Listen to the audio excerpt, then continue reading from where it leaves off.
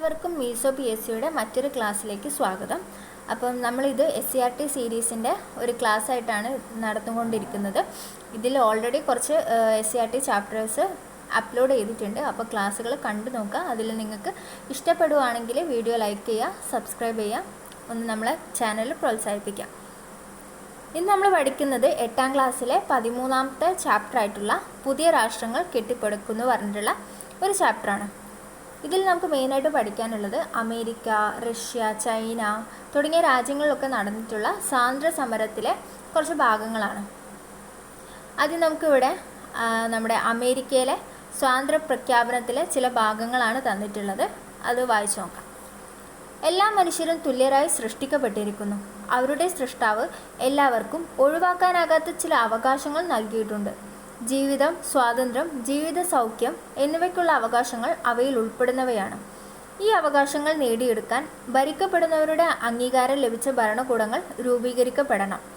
ഏതെങ്കിലും ഭരണം ഈ ലക്ഷ്യങ്ങളെ നശിപ്പിക്കുന്ന തരത്തിലാവുകയാണെങ്കിൽ അതിനെ മാറ്റുകയോ ഇല്ലാതാക്കുകയോ ചെയ്യാനുള്ള അവകാശം ജനങ്ങൾക്കുണ്ട്. 18ാം നൂറ്റാണ്ടിൽ അമേരിക്കൻ ജനത തയ്യാറാക്കിയ സ്വാതന്ത്ര്യ പ്രഖ്യാപനത്തിലെ ഒരു ഭാഗമാണ് മുകളിൽ കൊടുത്തിരിക്കുന്നത്. അപ്പോൾ നമ്മൾ പറഞ്ഞല്ലേ, അമേരിക്കൻ സ്വാതന്ത്ര്യ പ്രഖ്യാപനത്തിലെ ഭാഗമാണ്. അതെങ്ങനെ തുടങ്ങുന്നത്? എല്ലാ മനുഷ്യരും തുല്യരായി സൃഷ്ടിക്കപ്പെട്ടിരിക്കുന്നു പറഞ്ഞിട്ടാണ് അത് തുടങ്ങുന്നത്. അത്ര ഇമ്പോർട്ടൻ്റ് അല്ല, എന്നാലും ജസ്റ്റ് ഒന്ന് വായിച്ചു നോക്കാം. ഇനി അത് കഴിഞ്ഞ് ഏതെല്ലാം അവകാശങ്ങളെക്കുറിച്ചാണ് ഇതിൽ പരാമർശിക്കുന്നത്? ജീവിക്കാനുള്ള അവകാശം, സ്വാതന്ത്ര്യത്തിനുള്ള അവകാശം, അതൊക്കെ ഈ ഒരു ഭാഗത്ത് പറയുന്നുണ്ട് അല്ലേ. അമേരിക്കൻ സ്വാതന്ത്ര്യ പ്രഖ്യാപനത്തിൽ അവർ അതൊക്കെ മെൻഷൻ ചെയ്യുന്നുണ്ട്. ഇനിയാണ് നമ്മുടെ ചാപ്റ്ററിലേക്ക് കടക്കുന്നത്. അപ്പോൾ ഈ ഒരു ഭാഗത്ത് പറയുന്നത് എന്ന് വെച്ചിട്ടുണ്ടെങ്കിൽ നമ്മുടെ അമേരിക്കൻ കോളനി നിവാസികൾ എങ്ങനെയാണ് അമേരിക്കയിൽ എത്തിയെന്നുള്ളൊരു കഥയാണ്. അപ്പോൾ നമുക്കറിയാലേ, ശരിക്കും ഈ അമേരിക്കൻ കോളനി നിവാസികൾ എന്ന് പറയുന്നത് ബ്രിട്ടനിൽ നിന്നുള്ള ആൾക്കാർ തന്നെയാണ്.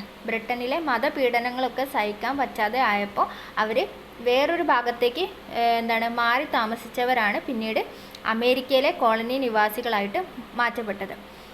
അപ്പോൾ മെയ്ഫ്ലവർ എന്നു പേരുള്ള കപ്പലിൽ അമേരിക്കയിലെത്തിയ തീർത്ഥാടക പിതാക്കന്മാർ എന്നറിയപ്പെടുന്ന പ്യൂരിറ്റന്മാരുടെ ഒരു സംഘം വടക്കേ അമേരിക്കയിൽ പ്ലിമൗത്ത്, മസാച്യുസെറ്റ്സ് എന്ന കോളനി സ്ഥാപിച്ചു. അപ്പം മെയ്ഫ്ലവർ എന്ന് പറഞ്ഞിട്ടുള്ള കപ്പലിലാണ് ബ്രിട്ടനിൽ നിന്നുള്ള ആ ആളുകൾ നമ്മുടെ അമേരിക്കയിലേക്ക് എത്തുന്നത്. അവരെന്താണ് വിളിച്ചത്? തീർത്ഥാടക പിതാക്കന്മാർ എന്നാണ് അവരെ അറിയപ്പെടുന്നത്. അവർ പ്യൂരിറ്റന്മാരായിരുന്നു. പ്യൂരിറ്റന്മാർ എന്ന് പറയുന്ന ഒരു ക്രൈസ്തവ വിഭാഗത്തിലൊരു വിഭാഗമാണ് പ്യൂരിറ്റന്മാർ എന്ന് പറയുന്നത് കേട്ടോ. ദെൻ വടക്കേ അമേരിക്കയിൽ എവിടെയാണ് അവർ കോളനി സ്ഥാപിച്ചതെന്ന് ചോദിച്ചിട്ടുണ്ടെങ്കിൽ പ്ലിമൗത്ത്, അതിനെ തന്നെയാണ് മസാച്യുസെറ്റ്സ് എന്ന് പറയുന്നത്. ഈ ഒരു വരിയിലെ എല്ലാ കാര്യങ്ങളും ഇമ്പോർട്ടൻ്റ് ആണ്. മെയ്ഫ്ലവർ എന്ന് പറയുന്നതാണ് അവർ വന്ന കപ്പൽ. അവർ തീർത്ഥാടക പിതാക്കന്മാർ എന്നാണ് അറിയപ്പെട്ടത്. പിന്നെ പ്ലിമൗത്ത്, മസാച്യുസെറ്റ്സിലാണ് കോളനി സ്ഥാപിച്ചത്. അപ്പോൾ ആദ്യം വന്നവർ ജെയിംസ് ടൗൺ എന്ന് പറയുന്ന സ്ഥലത്താണ് കോളനി സ്ഥാപിച്ചത്. അത് ഈ ഒരു ഭാഗത്തില്ല കേട്ടോ, നമുക്ക് എക്സ്ട്രാ പഠിക്കാനുള്ളൊരു കാര്യമാണ്. ജെയിംസ് ടൗണ് വായിക്കാൻ പറ്റുന്നുണ്ടെന്ന് വിശ്വസിക്കുന്നു. ജെയിംസ് ടൗൺ എന്ന് പറഞ്ഞ സ്ഥലത്താണ് കോളനി സ്ഥാപിച്ചത്. പിന്നെ അവരുടെ ശേഷം അവരെ തുടർന്ന് 12 കോളനികൾ കൂടെ രൂപം കൊണ്ടു എന്നാണ് പറയുന്നത്. അതായത് പിന്നെയും 12 ആൾക്കാർ എന്നല്ല, 12 കോളനികൾ, 12 സംഘമായിട്ട് ആളുകൾ വന്നു. ഈ കോളനികളിൽ വസിച്ചിരുന്നവരിൽ ഭൂരിഭാഗവും ഇംഗ്ലീഷുകാരായിരുന്നു. നമ്മൾ പറഞ്ഞു അല്ലേ, ബ്രിട്ടനിൽ നിന്നുള്ള ആൾക്കാർ തന്നെയായിരുന്നു. മാതൃരാജ്യത്തിൻ്റെ പിന്തുണയില്ലാതെ അമേരിക്കയിൽ എത്തിച്ചേർന്ന ഇവരെ നിയന്ത്രിക്കുന്നതിനായി ഇംഗ്ലണ്ടിലെ രാജാവ് കോളനികളിൽ ഗവർണർമാരെ നിയമിച്ചു. ഈ ആൾക്കാർ ഇംഗ്ലണ്ടിൽ നിന്ന് രക്ഷപ്പെട്ടിട്ട് അമേരിക്കയിൽ എത്തിയപ്പോഴും എന്താണ് സംഭവിച്ചത്? ഇംഗ്ലണ്ടിലെ രാജാവ് ഈ കോളനിക്കാരെ നിയന്ത്രിക്കുന്നതിനൊക്കെ വേണ്ടിയിട്ട് ഈ കോളനികളിൽ ഗവർണർമാരെ നിയമിച്ചു. കോളനിക്കാരുടെ അസംതൃപ്തിക്ക് ഇത് പ്രധാന കാരണമായി. സ്വാഭാവികം അല്ലേ, അവർ ഓൾറെഡി ഈ ഇംഗ്ലണ്ടിലെ രാജാവിനെ, അവരുടെ ഭരണങ്ങളെയൊക്കെ സഹിക്കാൻ പറ്റാതെയാണ് വേറൊരു രാജ്യത്തേക്ക് ചേക്കേറി പാർത്തത്. അവിടെ വന്നിട്ടും ഇവരെ നിയന്ത്രിക്കാൻ വേണ്ടി ഇംഗ്ലണ്ടിലെ രാജാവ് ആൾക്കാരെ അയക്കാന്നൊക്കെ പറയുന്നത് അവരുടെ അസംതൃപ്തിക്ക് കാരണമായി. ഇവിടെ നമുക്കൊരു ചെറിയൊരു ഭാഗത്ത് എന്ത് കൊടുത്തിട്ടുണ്ട്, ഏതൊക്കെ കോളനികളാണ് അവിടെ വന്നിട്ടുള്ളതെന്ന് കൊടുത്തിട്ടുണ്ട്. നമ്മൾ പറഞ്ഞില്ലേ 12 പ്ലസ് ആദ്യം വന്ന ഒരാൾ കൂടെ ഉണ്ട് 13. അങ്ങനെ മൊത്തം 13 കോളനികളാണ് ഉണ്ടായിരുന്നത്. അത് ഏതൊക്കെയാണെന്നാണ് കൊടുത്തേക്കുന്നത്. ഇത് നിങ്ങൾക്ക് വായിക്കാൻ പറ്റുമോ എന്നറിയില്ല. ടെസ്റ്റിൻ്റെ അകത്തും കുറച്ചൊരു ക്ലാരിറ്റി കുറവിലാണ് ഉള്ളത്. ഞാൻ എന്തായാലും വായിക്കാം. ഒന്നാമത്തത് ജോർജിയ, രണ്ടാമത്തത് സൗത്ത് കരോലിന, മൂന്നാമത്തെ നോർത്ത് കരോലിന, മേരിലാൻഡ്, വെർജിനിയ,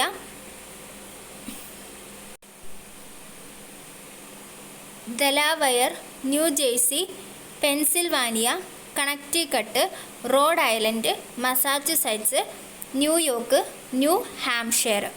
നിങ്ങൾ ജസ്റ്റ് ഒന്ന് വായിച്ചാൽ മതി, അത്ര ഇമ്പോർട്ടൻ്റ് അല്ല, പക്ഷെ എന്നാലും ഒന്ന് ഓർത്തിരിക്കുക ഏതൊക്കെയായിരുന്നു ആ കോളനികൾ എന്നുള്ളത്. അപ്പോൾ ഇതാണ് 13 കോളനികൾ, അമേരിക്കയിൽ ഉണ്ടായിരുന്ന 13 കോളനികൾ. ഇനി വരുന്നത് പ്യൂരിറ്റന്മാർ എന്താണെന്നുള്ളത് ഒരു ബോക്സിൻ്റെ അകത്ത് കൊടുത്തിട്ടുണ്ട്. ഇംഗ്ലണ്ടിലെ ഒരു ക്രിസ്തീയ സഭാ വിഭാഗമായിരുന്നു പ്യൂരിറ്റന്മാർ. ആരാധനാ കാര്യങ്ങളിൽ യാഥാസ്ഥിതിക നിലപാടായിരുന്നു ഇവർക്കുണ്ടായിരുന്നത്. രാജ്യത്തെ ഇതര ക്രിസ്തീയ വിഭാഗങ്ങളുമായി ഇവർ സംഘർഷത്തിലായിരുന്നു. ഇതേ തുടർന്ന് ഇവരിൽ ചിലർ സ്വന്തം രാജ്യം ഉപേക്ഷിച്ച് അമേരിക്കൻ ഭൂഖണ്ഡത്തിലേക്ക് കുടിയേറി കോളനികൾ സ്ഥാപിച്ചു. നമ്മൾ ഓൾറെഡി പറഞ്ഞു അല്ലേ, ബ്രിട്ടനിൽ നിന്നാണ് ശരിക്കും ഇവർ വരുന്നത്. ഈ കോളനികളൊക്കെ വരുന്നത് ബ്രിട്ടനിൽ നിന്നാണ്. അവരുടെ ഒരു ക്രൈസ്തവ വിശ്വാസത്തിൽ നിന്നും ഒക്കെ എതിരായിരുന്നു ഈ പറയുന്ന പ്യൂരിറ്റന്മാർ എന്ന് പറയുന്നത്. അതുകൊണ്ടൊക്കെ തന്നെയാണ് ഇവർക്ക് അവിടെ വിട്ട് വരേണ്ടി വന്നതും. ദെൻ വാണിജ്യ നിയന്ത്രണം. ബ്രിട്ടീഷ് ഭരണകൂടം നിയമനിർമ്മാണത്തിലൂടെ കോളനികളിൽ വാണിജ്യ നിയന്ത്രണം കൊണ്ടുവരാൻ ശ്രമിച്ചു. അപ്പോൾ നമ്മൾ പറഞ്ഞൂലേ, അമേരിക്കയിൽ എത്തിയിട്ട് പോലും ഈ ബ്രിട്ടീഷിലെ രാജാക്കന്മാർ ഇവർക്ക് പിന്നെയും അവരുടെ മേലിൽ നിയന്ത്രണങ്ങളൊക്കെ ഏർപ്പെടുത്താൻ തുടങ്ങി, പ്രത്യേകിച്ചും വാണിജ്യ കാര്യങ്ങളിലൊക്കെ. അസംസ്കൃത വസ്തുക്കൾ സംഭരിക്കാനും നിർമ്മിത ഉൽപ്പന്നങ്ങൾ വിറ്റഴിക്കാനുമുള്ള കുത്തക കമ്പോളമാക്കി അവർ കോളനികളെ മാറ്റി. ബ്രിട്ടൻ നടപ്പിലാക്കിയ വാണിജ്യ നിയമങ്ങൾ എന്തെല്ലാമാണെന്ന് പരിശോധിക്കാം. കോളനികളിൽ നിന്ന് കോളനികളിലേക്കുള്ള സാധനങ്ങൾ ബ്രിട്ടീഷ് കപ്പലുകളിലോ കോളനികളുടെ കപ്പലുകളിലോ മാത്രമേ കൊണ്ടുപോകാൻ പാടുള്ളൂ. വേറൊരു രാജ്യത്തിൻ്റെ കപ്പലോ ഒന്നും ഈ കോളനികളിലേക്ക് സാധനങ്ങൾ കൊണ്ടുവരാൻ വേണ്ടി ഉപയോഗിക്കാൻ പാടില്ല എന്ന് പറയുന്ന ഒരു നിയന്ത്രണം ബ്രിട്ടൻ അമേരിക്കയ്ക്ക് മേൽ ഏർപ്പെടുത്തി. അതുപോലെ തന്നെ കമ്പിളി, പുകയില, കപ്പലിൻ്റെ പായ് എന്നീ സാധനങ്ങൾ ഇംഗ്ലണ്ട് വഴി മാത്രമേ യൂറോപ്പിലേക്ക് അയക്കാവൂ. യൂറോപ്പിൽ നിന്ന് സാധനങ്ങൾ ഇംഗ്ലണ്ടിലൂടെ മാത്രമേ കൊണ്ടുപോകാൻ പാടുകയുള്ളൂ. 1765 സ്റ്റാമ്പ് നിയമം അനുസരിച്ച്, അത് ഇമ്പോർട്ടൻ്റ് ആണ് കേട്ടോ, സ്റ്റാമ്പ് നിയമം എന്ന് പറയുന്നത്. എന്ന് വെച്ചിട്ടുണ്ടെങ്കിൽ അമേരിക്കയിലെ എല്ലാ പ്രധാനപ്പെട്ട ഇതൊക്കെ ഉണ്ടാവില്ല, അവരുടെ ഓരോ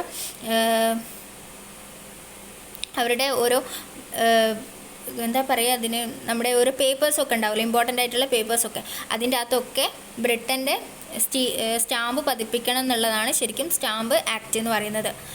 ഇതവിടെ പറഞ്ഞിട്ടുണ്ട്. 1765 സ്റ്റാമ്പ് നിയമം അനുസരിച്ച് വിൽപത്രങ്ങൾ, നിയമപരമായ പ്രമാണങ്ങൾ, അതാണ് നമ്മൾ പറഞ്ഞ ഇമ്പോർട്ടൻ്റ് ആയിട്ടുള്ള പ്രമാണങ്ങൾ, ലഘുലേഖകൾ എന്നിവയിൽ നിശ്ചിത വിലയുള്ള സ്റ്റാമ്പ് പതിപ്പിക്കണമെന്ന് നിഷ്കർഷിച്ചു.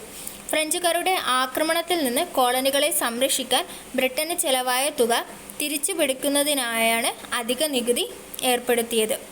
ശരിക്കും ഇവരിങ്ങനെ കുടിയേറി പാർത്ത സമയത്തെ ഫ്രഞ്ചുകാരുമായിട്ടൊക്കെ ചെറിയൊരു പ്രശ്നം ഉണ്ടായിരുന്നു. അപ്പോൾ ആ ഒരു ആക്രമണത്തിൽ നിന്നൊക്കെ കോളനികളെ സംരക്ഷിക്കാമെന്ന് പറഞ്ഞിട്ടാണ് ബ്രിട്ടൻ എന്താക്കിയത്, ഇങ്ങനെ ഒരു ആക്റ്റൊക്കെ കൊണ്ടുവന്നത്. ഇത് സ്വാഭാവികമായിട്ടും ഈ കോളനി നിവാസികൾക്കിടയിൽ പ്രശ്നമുണ്ടാക്കി. അപ്പോൾ വർദ്ധിച്ച ജനരോക്ഷത്തെ തുടർന്ന് 1766 ഈ നിയമം പിൻവലിച്ചു. നമ്മൾ പറഞ്ഞല്ലേ, 1765 സ്റ്റാമ്പ് ആക്ട് വരുന്നത്. ഇവിടെ 5 എന്നുള്ളത് എസ് ആക്കി, സ്റ്റാമ്പിൻ്റെ എസ് ആക്കിയിട്ടൊക്കെ നിങ്ങൾ ഓർത്ത് വെക്കുക, ഇമ്പോർട്ടൻ്റ് ആണത്. 1765 എന്ന് പറയുന്നത് ഇത് മെയിനായിട്ടും ക്വസ്റ്റ്യനിൽ ചോദിക്കുക. ഒന്നെങ്കിൽ കാലക്രമണം അനുസരിച്ച് എഴുതാനൊക്കെ പറയും, അല്ലെങ്കിൽ മാച്ച് ദ ഫോളോയിങ് എന്നുള്ള രീതിയിൽ ഇങ്ങനെ മാച്ച് ചെയ്ത് കൊടുക്കാനൊക്കെയാണ് പറയുക. അപ്പം ഇയർ പഠിക്കേണ്ടത് ഇമ്പോർട്ടൻ്റ് ആണ് കേട്ടോ. 1765 ബ്രിട്ടൻ്റെ ഇത്തരം നടപടികൾ അമേരിക്കൻ ജനതയെ സാരമായി ബാധിക്കുമെന്ന് മനസ്സിലാക്കിയ കോളനി നിവാസികൾ കലാപവുമായി രംഗത്ത് വന്നു. കോളനി നിവാസികളെ ബ്രിട്ടനെതിരെ പോരാടാൻ പ്രേരിപ്പിച്ച മറ്റു ചില ഘടകങ്ങൾ ഉണ്ടായിരുന്നു. അവ എന്തെല്ലാമെന്ന് നോക്കാം. സപ്തവത്സര യുദ്ധത്തിൻ്റെ ഫലമായി കോളനിക്കാരുടെ ഫ്രഞ്ച് ഭീതി ഇല്ലാതായത്. അങ്ങനെ ഫ്രഞ്ച് ഭീതി ഇല്ലാതായത് ബ്രിട്ടനെതിരെ പോരാടാൻ കോളനി നിവാസികളെ പ്രേരിപ്പിച്ചു. അതുപോലെ തന്നെ യുദ്ധത്തിൽ പങ്കെടുത്തതിൻ്റെ ഫലമായി കിട്ടിയ സൈനിക പരിചയം. ഇവരും ബ്രിട്ടന് വേണ്ടിയിട്ട് അവരുമായിട്ട് ഉടക്കാൻ പോയിട്ടുണ്ട്, ഫ്രാൻസുകാരായിട്ട് ഉടക്കാൻ പോയിട്ടുണ്ട്. അപ്പോൾ അതിൻ്റെ ഭാഗമായിട്ട് അവരും ഈ പറയുന്ന സൈനിക പരിചയമൊക്കെ നേടിക്കഴിഞ്ഞിട്ടുണ്ട്. പിന്നെ അതുപോലെ തന്നെ സ്വന്തം ശക്തിയെക്കുറിച്ചുള്ള ബോധവും അമേരിക്കൻ ജനതയ്ക്ക് ഉണ്ടാവാൻ തുടങ്ങി. ഇതൊക്കെയാണ് ബ്രിട്ടനെതിരെ പോരാടാൻ അമേരിക്കയെ പ്രേരിപ്പിച്ച ഘടകങ്ങൾ. ഇനി ഇവിടെ ഒരു ബോക്സിൻ്റെ അകത്ത് ബോസ്റ്റൺ തേയില സൽക്കാരം, അതായത് ബോസ്റ്റൺ ടീ പാർട്ടീനെയാണ് പറയുന്നത്. ബോസ്റ്റൺ ടീ പാർട്ടി, അതിനെക്കുറിച്ചാണ് പറയുന്നത്. ശരിക്കും അമേരിക്കയുടെ ഒരു അമേരിക്കൻ സമരത്തിൻ്റെ ആദ്യത്തെ ഭാഗമായിട്ട് പറയുന്നത് ഈ ബോസ്റ്റൺ ടീ പാർട്ടീനെയാണ്. അത് നടക്കുന്നത് 1773 അമേരിക്കയിലുണ്ടായ സമരം തുടങ്ങുന്നത് 1763 1763 മുതൽ 1783 അവിടെ ഉണ്ടായ ഒരു സമരം. അതിൻ്റെ ഒരു കാലഘട്ടം എന്ന് പറയുന്നത് 1763 മുതൽ 1783 വരെയാണ്. അപ്പം ഇതെങ്ങനെ പഠിക്കാം? 1773 ബോസ്റ്റൺ ടീ പാർട്ടീനെ വെച്ചിട്ട് നമുക്ക് പഠിക്കാം. അവിടെ നിന്ന് ഒരു 10 വർഷം മുന്നേ തുടങ്ങിയിട്ട് ബോസ്റ്റൺ ടീ പാർട്ടിക്ക് ശേഷം 10 വർഷം കൂടെ കഴിഞ്ഞപ്പോഴാണ് അത് അവസാനിച്ചതെന്നുള്ള രീതിയിൽ നമുക്ക് ഓർത്ത് വെക്കാം. ബ്രിട്ടീഷ് പ്രധാനമന്ത്രിയായിരുന്ന നോർത്ത് പ്രഭു 1773 തേയില നിയമം നടപ്പാക്കി. കോളനി നിവാസികളെ ഈസ്റ്റ് ഇന്ത്യ കമ്പനിയുടെ തേയില വാങ്ങാൻ നിർബന്ധിക്കുന്നതായിരുന്നു ഈ നിയമം. തുറമുഖത്തെത്തിയ കപ്പലുകളിൽ റെഡ് ഇന്ത്യക്കാരുടെ വേഷം ധരിച്ച് കയറിപ്പറ്റിയ പ്രതിഷേധക്കാർ തേയിലപ്പെട്ടികൾ കടലിലേക്ക് വലിച്ചെറിഞ്ഞു. അപ്പോൾ എന്താണ് പറയുന്നത്? ഈ കോളനി നിവാസികളെ ഈസ്റ്റ് ഇന്ത്യ കമ്പനിയുടെ തേയില വാങ്ങാൻ ഈസ്റ്റ് ഇന്ത്യ കമ്പനി നിർബന്ധിച്ചു. അപ്പം അതിനെതിരെ ഇവർ പ്രതിഷേധിക്കുകയാണ്. ഇങ്ങനെ എല്ലാ കാര്യത്തിലും നിയന്ത്രണം കൊണ്ടുവന്നാൽ ശരിയാവില്ലല്ലോ. അങ്ങനെ അവരെന്താക്കി? റെഡ് ഇന്ത്യൻസ് പറയുന്നത് അമേരിക്കയിൽ ഓൾറെഡി ഉണ്ടായിരുന്ന ഒരു വിഭാഗം ആൾക്കാരാണ്, നമ്മുടെ ഈ റെഡ് ഇന്ത്യൻസ് എന്ന് പറയുന്നത്. അപ്പോൾ അവരുടെ വേഷം ധരിച്ച് കോളനി നിവാസികൾ ആ കപ്പലിൽ കയറിയിട്ട് ഈ കണ്ട തേയിലയൊക്കെ അമേരിക്കയിലേക്ക് കയറ്റുമതി ചെയ്യാൻ വേണ്ടി കൊണ്ടുവരുന്ന തേയിലയൊക്കെ ഇവർ കടലിലേക്ക് വലിച്ചെറിഞ്ഞിട്ട് പ്രതിഷേധിച്ചു. അതാണ് 1773 ബോസ്റ്റൺ തേയില സൽക്കാരം എന്ന് അറിയപ്പെടുന്നത്. കോളനികൾ ഐക്യപ്പെടുന്നു. ബ്രിട്ടീഷ് ഗവൺമെൻറ് അമേരിക്കൻ കോളനികളിൽ നടപ്പിലാക്കിയ നിയമങ്ങളോടുള്ള എതിർപ്പ് കോളനികൾക്കിടയിൽ ഐക്യബോധം വളരുന്നതിനിടയായി. ഈ ഐക്യബോധത്തിൻ്റെ പരിണത ഫലമായി ഫിലാഡൽഫിയയിൽ കോളനി നിവാസികളുടെ പ്രതിനിധികൾ സമ്മേളിച്ചു. ഇത് കോണ്ടിനെൻ്റൽ കോൺഗ്രസ് എന്നും അറിയപ്പെടുന്നു. അപ്പോൾ കോണ്ടിനെൻ്റൽ കോൺഗ്രസ് എന്ന് പറയുന്നത് ബ്രിട്ടനെതിരെ അമേരിക്കയിലെ കോളനി അവരുടെ പ്രതിനിധികൾ സമ്മേളിച്ചതാണ് കോണ്ടിനെൻ്റൽ കോൺഗ്രസ് എന്നറിയപ്പെടുന്നത്. അതെവിടെ വെച്ചാണ് നടന്നത്? ഫിലാഡൽഫിയയിൽ വെച്ചാണ് കേട്ടോ. അത് ചോദിക്കാറുണ്ട്. ഫിലാഡൽഫിയയിൽ വെച്ചിട്ടാണ് നടന്നത്. 3 കോണ്ടിനെൻ്റൽ കോൺഗ്രസ് നടന്നത് ഈ പറയുന്ന ഫിലാഡൽഫിയയിൽ വെച്ചിട്ടാണ്. ഇപ്പോൾ ഓരോന്നായിട്ട് നമുക്ക് പഠിക്കാനുണ്ട്. 1774, 75, 76 എന്ന കാലഘട്ടത്തിലാണ് നടന്നത്.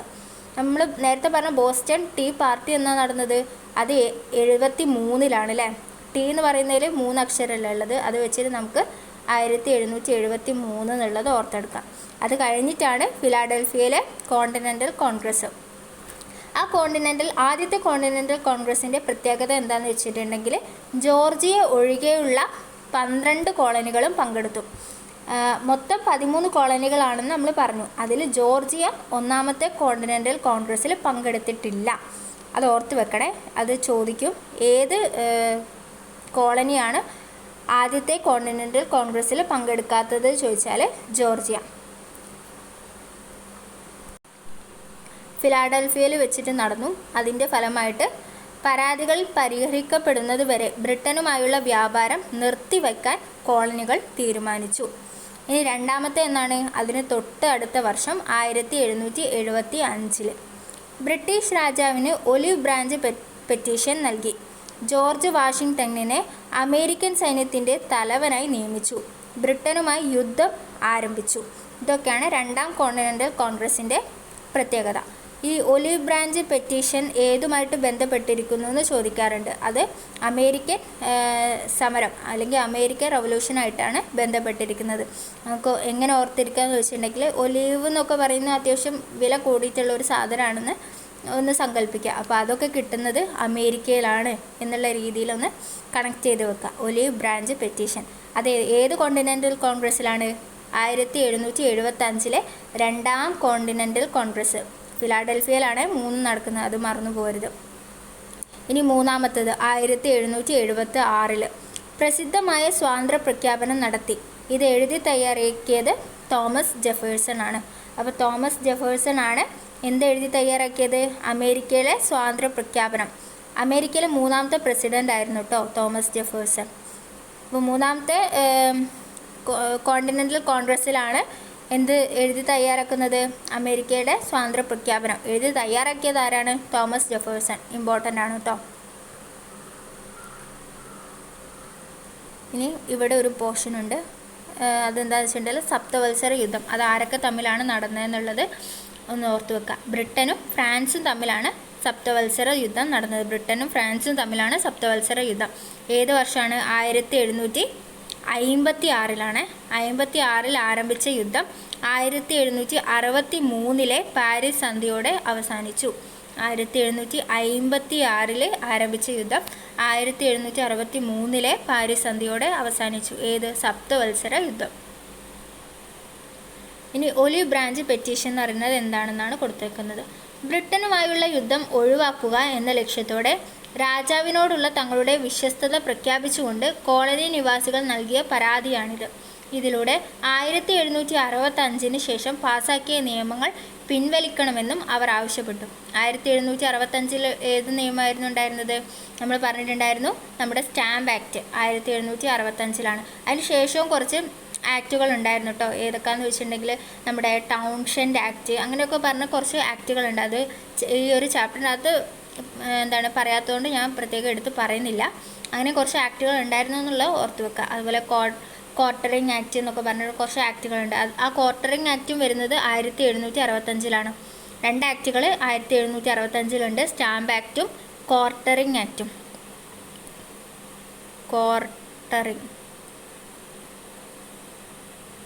ക്വാർട്ടറിങ് ആക്റ്റും സ്റ്റാമ്പ് ആക്റ്റും 1765.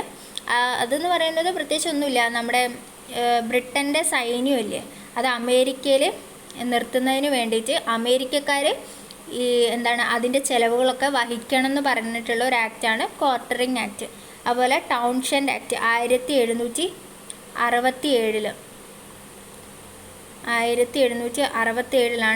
1767 ടൗൺഷെൻഡ് ആക്ട്. അപ്പോൾ അത് കഴിഞ്ഞു. ഇനി അടുത്ത കാര്യം നോക്കാം. തത്വചിന്തയും വിപ്ലവവും.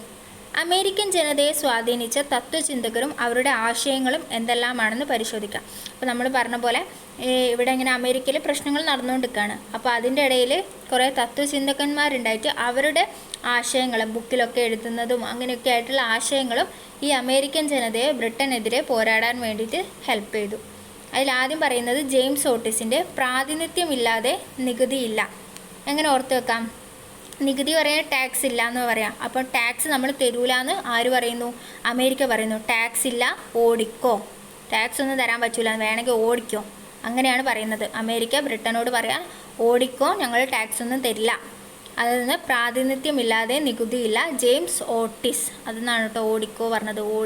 ഓടിച്ചു വിട്ടു. ബ്രിട്ടനുകാരെ അമേരിക്കക്കാർ ഓടിച്ചു വിട്ടു, ടാക്സ് ഒന്നും തരില്ല എന്ന് പറഞ്ഞിട്ട്. രണ്ടാമത്തത്, ഇംഗ്ലണ്ടിൽ നിന്ന് വേർപിരിയുകയാണ് അമേരിക്കക്കാരെ സംബന്ധിച്ചിടത്തോളം വിവേകപൂർണ്ണം. അപ്പോൾ വേർപിരിയുക എന്ന് പറയുമ്പോൾ തന്നെ അവിടെ ഒരു പെയിന് വരുന്നുണ്ട്. വേർപിരിയുമ്പോൾ നമുക്ക് എന്ത് പെയിൻ ഉണ്ട്. അതിന്ന് തോമസ് പെയിൻ. ഇംഗ്ലണ്ടിൽ നിന്ന് വേർപിരിയുകയാണ് അമേരിക്കക്കാരെ സംബന്ധിച്ചിടത്തോളം വിവേകപൂർണ്ണം. അത് പറഞ്ഞത് തോമസ് പെയിന്. ഇത് എപ്പോഴും ചോദിക്കുക, ഇങ്ങനെ 3-4 ഓപ്ഷൻ തന്നിട്ട് ഇതാര് പറഞ്ഞു എന്നുള്ള രീതിയിലാണ് ചോദിക്കുക. അപ്പോൾ നിങ്ങൾ ജസ്റ്റ് ഒന്ന് കണക്ട് ചെയ്ത് പഠിച്ച് വെച്ചിട്ടുണ്ടെങ്കിൽ ഓർത്തെടുക്കാൻ പറ്റും. ആ ഒരു സമയത്ത് ഓർത്തെടുക്കാൻ വേണ്ടി പറ്റും. ഒന്നുകൂടെ പറയുന്നു, പ്രാതിനിധ്യമില്ലാതെ നികുതിയില്ല, ജെയിംസ് ഓട്ടിസ്. ഇംഗ്ലണ്ടിൽ നിന്ന് വേർപിരിയുകയാണ് അമേരിക്കക്കാരെ സംബന്ധിച്ചിടത്തോളം വിവേകപൂർണം. Thomas pain. മനുഷ്യന് ചില അവകാശങ്ങളുണ്ട്. ഏതവകാശം? മൗലിക അവകാശങ്ങളുണ്ട്. അതിനെ ഹനിക്കാൻ ഒരു ഗവൺമെൻറ്റിനും അവകാശമില്ല. അപ്പോൾ മൗലിക അവകാശങ്ങളൊക്കെ നമ്മൾ ലോക്ക് ചെയ്ത് വെച്ചേക്കുവാണ്, അതിനെ ഹനിക്കാൻ പറ്റത്തില്ല. അപ്പോൾ ജോൺ ലോക്കാണ് എന്ത് പറഞ്ഞത്? മനുഷ്യന് ചില മൗലിക അവകാശങ്ങളുണ്ട്, മൗലിക അവകാശങ്ങൾ ലോക്ക് ചെയ്ത് വെച്ചേക്കാണ്, അതിനെ ഹനിക്കാൻ ഒരു ഗവൺമെൻറ്റിനും അവകാശമില്ല. ഇനി 1781 യോർക്ക് ടൗണിൽ വെച്ച് കോൺവാലിസിൻ്റെ നേതൃത്വത്തിലുള്ള ഇംഗ്ലീഷ് സൈന്യത്തെ ജോർജ് വാഷിങ്ടണിൻ്റെ നേതൃത്വത്തിലുള്ള അമേരിക്കൻ സൈന്യം ഫ്രാൻസ്, സ്പെയിന് എന്നീ രാജ്യങ്ങളുടെ സഹായത്തോടെ പരാജയപ്പെടുത്തി. അപ്പോൾ ബ്രിട്ടനെതിരെ പോരാടാൻ വേണ്ടിയിട്ട് അമേരിക്കയെ സഹായിച്ച ആളുകളായിരുന്നു ആരൊക്കെ? ഫ്രാൻസും സ്പെയിനും ഒക്കെ. അതിൽ അമേരിക്കയിൽ നിന്ന് മുന്നിട്ട് ഇറങ്ങിയത് ജോർജ് വാഷിങ്ടൺ ആണ്. അതുകൊണ്ടാണ് ജോർജ് വാഷിങ്ടണ് ഒന്നാമത്തെ പ്രസിഡൻ്റായിട്ട്, അമേരിക്കയുടെ ഒന്നാമത്തെ പ്രസിഡൻ്റായിട്ട് വരുന്നത് ജോർജ് വാഷിങ്ടൺ ആണ്. നേരത്തെ നമ്മൾ പറഞ്ഞിട്ടുണ്ടായിരുന്നു തോമസ് ജെഫേഴ്സൺ മൂന്നാമത്തെ പ്രസിഡൻ്റായിട്ട് വന്നിട്ടുണ്ട് അമേരിക്കയുടെ. മൂപ്പർ എന്താണ് ചെയ്തത്? അമേരിക്കയിലെ സ്വാതന്ത്ര്യ പ്രഖ്യാപനം എഴുതി തയ്യാറാക്കിയ ആളായിരുന്നു തോമസ് ജെഫേഴ്സൺ എന്ന് പറഞ്ഞിട്ടുള്ള ആൾ. ഇവിടെ എന്താ പറയുന്നത്? 1781 യോർക്ക് ടൗണിൽ വെച്ച് കോൺവാലിസിൻ്റെ നേതൃത്വത്തിലുള്ള ഇംഗ്ലീഷ് സൈന്യത്തെ ജോർജ് വാഷിങ്ടണിൻ്റെ നേതൃത്വത്തിലുള്ള അമേരിക്കൻ സൈന്യം ഫ്രാൻസ്, സ്പെയിന് എന്നീ രാജ്യങ്ങളുടെ സഹായത്തോടെ പരാജയപ്പെടുത്തി. തുടർന്ന് 1783 പാരീസ് ഉടമ്പടി പ്രകാരം ബ്രിട്ടൻ 13 അമേരിക്കൻ കോളനികളുടെ സ്വാതന്ത്ര്യം അംഗീകരിച്ചു. അങ്ങനെ നമ്മുടെ അമേരിക്കയ്ക്ക് എന്ത് കിട്ടുകയാണ്? സ്വാതന്ത്ര്യം കിട്ടുകയാണ്. ഇപ്പോൾ 1783 പാരീസ് ഉടമ്പടി പ്രകാരം, ഓർത്ത് വെക്കണേ, 1783 പാരീസ് ഉടമ്പടി പ്രകാരം. നേരത്തെ നമ്മൾ പറഞ്ഞിട്ടുണ്ടായിരുന്നു 1763 മുതൽ 1783 വരെയാണ് എന്ത് നടക്കുന്നത്? അമേരിക്കയിലെ സ്വാതന്ത്ര്യത്തിന് വേണ്ടിയിട്ടുള്ള ഓരോ പ്രശ്നങ്ങൾ നടക്കുന്നത്. 1763 മുതൽ 1783 നമ്മൾ കണക്ട് ചെയ്യാൻ വേണ്ടിയിട്ട് 1773 ബോസ്റ്റൺ ടീ പാർട്ടി പറഞ്ഞു. അവിടെയാണ് ശരിക്കും അവിടെ എന്ത് പറയുന്നത്? ശക്തമായിട്ടുള്ള ഒരു തുടക്കം വരുന്നത് ബോസ്റ്റൺ ടീ പാർട്ടിയിലൂടെയാണ്. അങ്ങനെ 1783 പാരീസ് ഉടമ്പടി പ്രകാരം 13 കോളനികൾക്കും സ്വാതന്ത്ര്യം കിട്ടി. ജോർജ് വാഷിങ്ടണിനെ കുറിച്ച് കുറച്ച് കാര്യങ്ങൾ പറഞ്ഞിട്ടുണ്ട്, അത് നമുക്ക് വായിച്ചു നോക്കാം. 1732 ജോർജ് വാഷിങ്ടൺ ജനിച്ചു. പിതാവ് അഗസ്റ്റിൻ വാഷിങ്ടണും മാതാവ് മേരി ബാളും ആയിരുന്നു. അമേരിക്കൻ കോളനികളുടെ സർവ്വസൈന്യാധിപൻ, ഭരണഘടനാ കൺവെൻഷൻ്റെ തലവൻ, അമേരിക്കൻ ഐക്യനാടുകളുടെ ആദ്യത്തെ പ്രസിഡന്റ്. ഞാൻ ആദ്യമായി പറഞ്ഞല്ലോ അല്ലേ, അമേരിക്കൻ്റെ ആദ്യത്തെ പ്രസിഡന്റ്. അതിൻ്റെ കൂടെ എന്തോർത്തിരിക്കുക? അമേരിക്കൻ കോളനികളുടെ സർവ്വസൈന്യാധിപൻ, ഭരണഘടനാ കൺവെൻഷൻ്റെ തലവൻ എന്നീ പദവികൾ വഹിച്ചു. My journey to the Ohio valley, അതുപോലെ തന്നെ pen pal with many around the world. ഇത് രണ്ടും ആരുടെ കൃതിയാണെന്ന് ചോദിച്ചിട്ടുണ്ടെങ്കിൽ ജോർജ് വാഷിങ്ടണിൻ്റെ കൃതികളാണ് കേട്ടോ, ഒന്ന് ഓർത്ത് വെക്കണേ.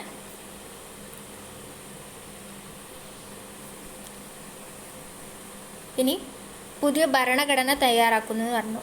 അതായത് അമേരിക്കയ്ക്ക് സ്വാതന്ത്ര്യം കിട്ടി. അപ്പോൾ സ്വാതന്ത്ര്യം കിട്ടിയപ്പോൾ അവരെന്താണ്? അവരുടേതായ പുതിയ ഭരണഘടന തയ്യാറാക്കുകയാണ്. യുദ്ധാനന്തരം കോളനികൾ ചേർന്ന് ആർട്ടിക്കിൾസ് ഓഫ് കോൺഫെഡറേഷൻ. അപ്പോൾ ആർട്ടിക്കിൾസ് ഓഫ് കോൺഫെഡറേഷൻ എന്നറിയപ്പെടുന്നത് ആരുടെ ഭരണഘടനയാണ്? അമേരിക്കയുടെ ഭരണഘടനയാണ്. ആർട്ടിക്കിൾസ് ഓഫ് കോൺഫെഡറേഷൻ എന്ന പേരിൽ ഭരണഘടനയുടെ ചട്ടക്കൂട് തയ്യാറാക്കി. ഭരണഘടനയുടെ ചട്ടക്കൂട്. ഇതിൻ്റെ അടിസ്ഥാനത്തിൽ ഭരണഘടന പൂർത്തീകരിക്കുന്നതിനായി ഫിലാഡൽഫിയയിൽ വെച്ച് ജോർജ് വാഷിങ്ടണിൻ്റെ നേതൃത്വത്തിൽ ഒരു കൺവെൻഷൻ നടന്നു. ഇതും നമ്മുടെ ഫിലാഡൽഫിയയിലാണ് കേട്ടോ നടക്കുന്നത്. ഒരു കൺവെൻഷൻ നടന്നു.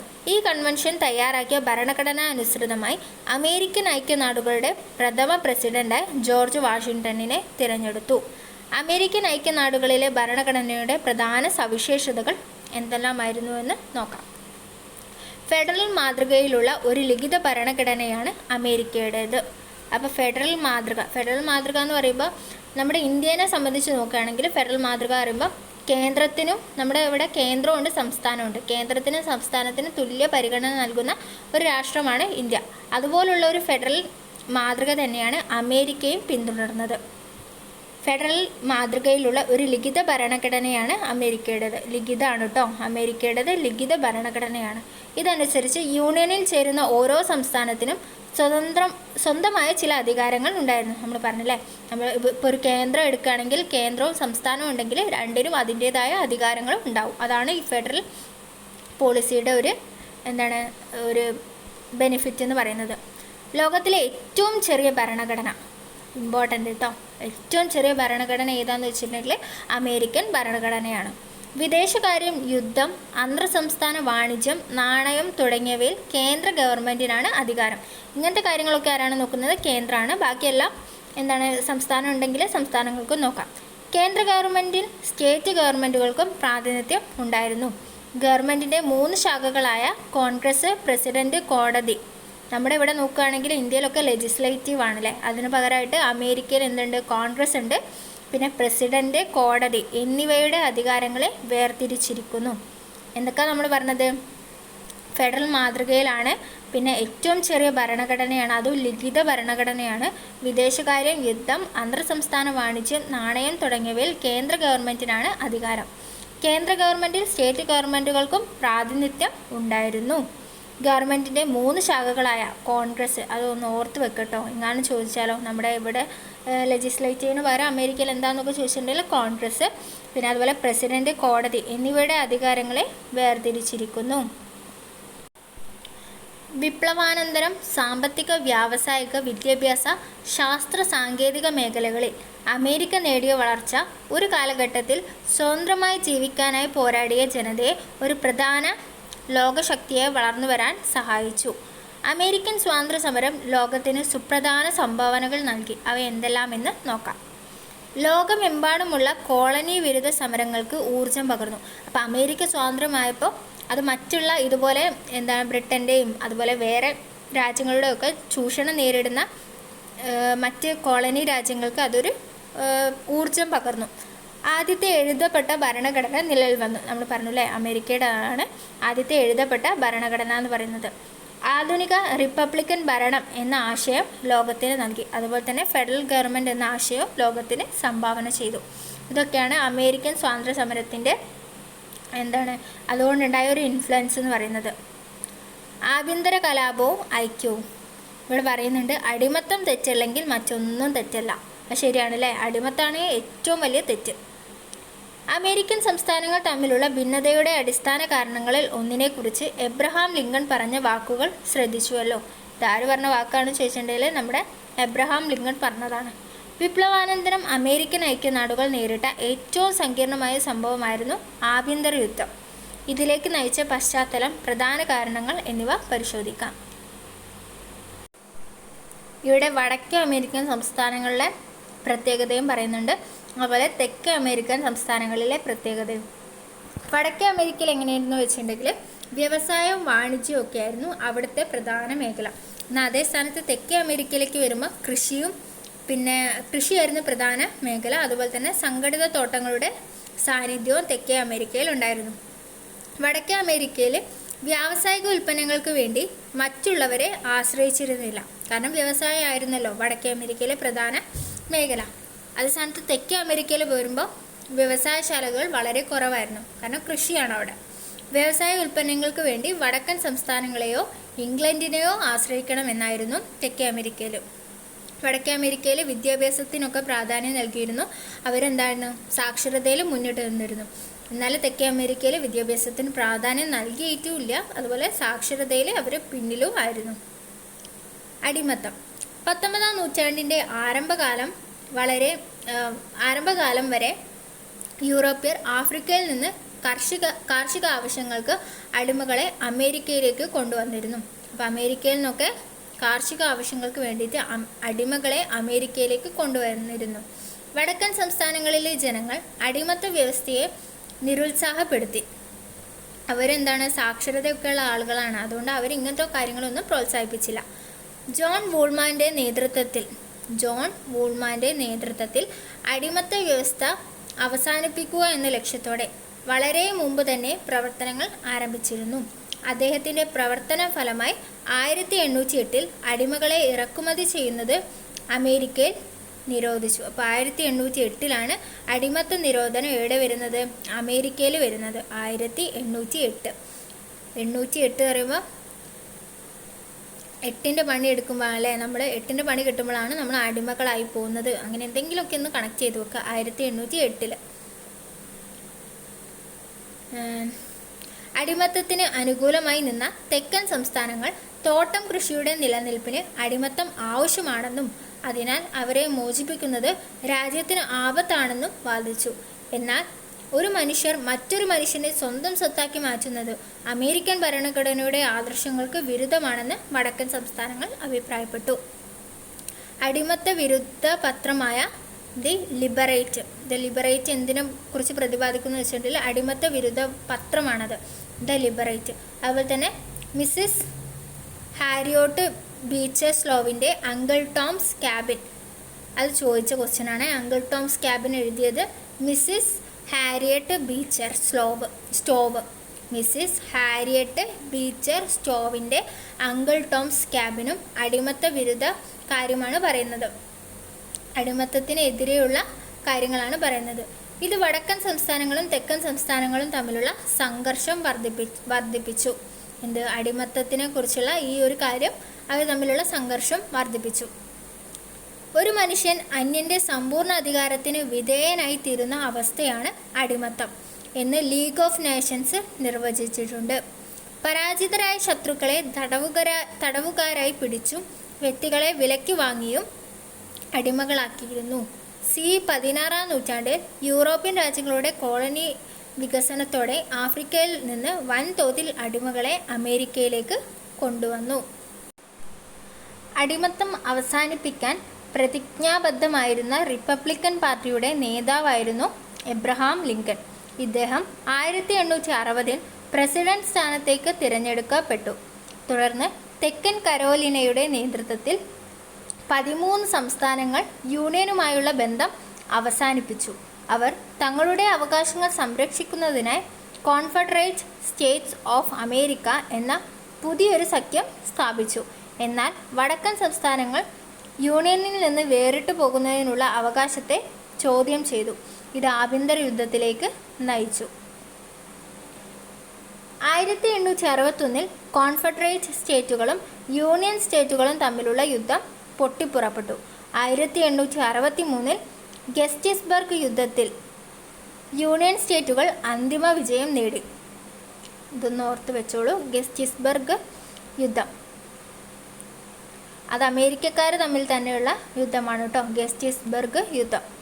1863 ജനുവരി 1 അമേരിക്കൻ ഐക്യനാടുകളിൽ അടിമകൾക്ക് മോചനം ലഭിക്കത്തക്ക വിധത്തിൽ എബ്രഹാം ലിങ്കൺ വിളംബരം പുറപ്പെടുവിച്ചു. ഇത് പ്രസിദ്ധമായ വിമോചന വിളംബരം എന്ന പേരിൽ അറിയപ്പെടുന്നു. പരാജിതരായ തെക്കൻ സംസ്ഥാനങ്ങളോട് സന്മനോഭാവമാണ് ലിങ്കൺ പ്രകടിപ്പിച്ചത്. 1865 ഏപ്രിൽ 15 ജോൺ വിൽക്സ് ബൂത്ത് എന്ന വിഘടനവാദി അദ്ദേഹത്തെ വധിച്ചു. എബ്രഹാം ലിങ്കണെ കുറിച്ചുള്ള കാര്യങ്ങളാണ് കേട്ടോ കൊടുത്തത്. 1809 ഫെബ്രുവരി 12 കെൻറ്റക്കിയിൽ ജനിച്ചു. 1859 അമേരിക്കയുടെ 16ാമത്തെ പ്രസിഡന്റാണ് എബ്രഹാം ലിങ്കൺ. അമേരിക്കയിൽ ഐക്യം നിലനിർത്തിക്കൊണ്ട് തന്നെ അടിമകളെ മോചിപ്പിക്കുക എന്ന തൻ്റെ ലക്ഷ്യം പൂർത്തിയാക്കാൻ അദ്ദേഹത്തിന് കഴിഞ്ഞു. ഗെറ്റിസ്ബർഗ് പ്രസംഗത്തിലാണ് അദ്ദേഹം ജനാധിപത്യത്തെ ജനങ്ങൾക്ക് വേണ്ടി നടത്തപ്പെടുന്ന ഭരണം എന്ന് നിർവചിച്ചത്. ഇമ്പോർട്ടൻ്റ് ആണ്. ജനങ്ങൾക്ക് വേണ്ടി നടത്തപ്പെടുന്ന ഭരണം എന്ന് ജനാധിപത്യത്തെ അതിനെക്കുറിച്ച് പറഞ്ഞത് ആരാണ്? എബ്രഹാം ലിങ്കൺ ആണ്. അപ്പോൾ നമ്മളെ ഇതുവരെ പറഞ്ഞത് എന്താണ്? അമേരിക്കൻ സ്വാതന്ത്ര്യ സമര ചരിത്രമാണ് പറഞ്ഞത്. നമ്മുടെ അമേരിക്കൻ സ്വാതന്ത്ര്യ ചരിത്രം ബാക്കിയുള്ള രാജ്യങ്ങൾക്കൊക്കെ സ്വാതന്ത്ര്യം കിട്ടുന്നതിലൊക്കെ ഭയങ്കര ഇൻഫ്ലുവൻസ് ചെയ്തിട്ടുണ്ട്. പക്ഷേ ഇത് പറയുമ്പോൾ മാറിപ്പോകരുത്. വിപ്ലവങ്ങളുടെ മാതാവ് എന്നറിയപ്പെടുന്നത് ഫ്രഞ്ച് വിപ്ലവമാണ്. എന്നാൽ അതേ സ്ഥാനത്ത് അമേരിക്കയിലുണ്ടായ ഒരു കാര്യങ്ങളൊക്കെ ബാക്കിയുള്ള രാജ്യങ്ങളെ ഇൻഫ്ലുവൻസ് ചെയ്തിട്ടുണ്ട്. അതോടെ നമ്മുടെ അമേരിക്കൻ വിപ്ലവം കഴിഞ്ഞു. അടുത്ത് വരുന്നത് റഷ്യൻ വിപ്ലവമാണ്. റഷ്യൻ വിപ്ലവം നമുക്ക് അടുത്തൊരു ക്ലാസ്സിൽ ചർച്ച ചെയ്യാം. അപ്പോൾ ഇതുവരെ എടുത്ത കാര്യങ്ങൾ എല്ലാവർക്കും മനസ്സിലായി എന്ന് വിചാരിക്കുന്നു. ക്ലാസ് ഇഷ്ടപ്പെടുകയാണെങ്കിൽ ഒന്ന് ലൈക്കും സബ്സ്ക്രൈബും ചെയ്തിട്ട് സപ്പോർട്ട് ചെയ്യാം. Thank you.